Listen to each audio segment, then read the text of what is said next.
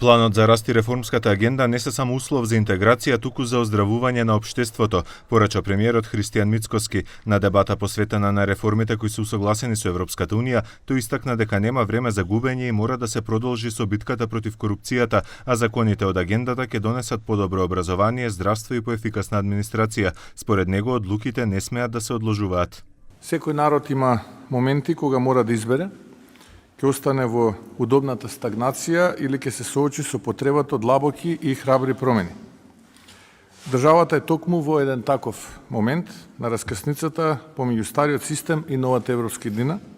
Во фокус е реформските закони од правосудството, чиј рок беше поставен за јуни годинава. Министерот за европски прашања Орхан Муртезани ги потенцираше законите за јавното обвинителство и судскиот совет, но оцени дека динамиката за одредени закони треба да се забрза за да се запазат и роковите од агендата. Во спротивно, надежта за законите од правосудството е во 12 месеци грејс период. Реформите таму бараат поголем општествен консензус, а тоа значи поголемо време за да се усогласат. Тоа не значи дека се доцни заради недоволна координација, туку тие процеси по природа апсорбираат повеќе време. Шведската амбасадорка Амил Арсонјаин потсети дека преку планот за раст на Македонија и стојат на располагање над 700 милиони евра ако ги исполнува реформите.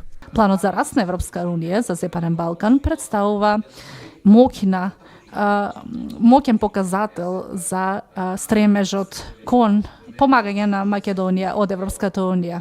Министерот за правда Игор Филков за минатата недела најави пресконференција на која требаше да појаснува докаде се законите од правосудството.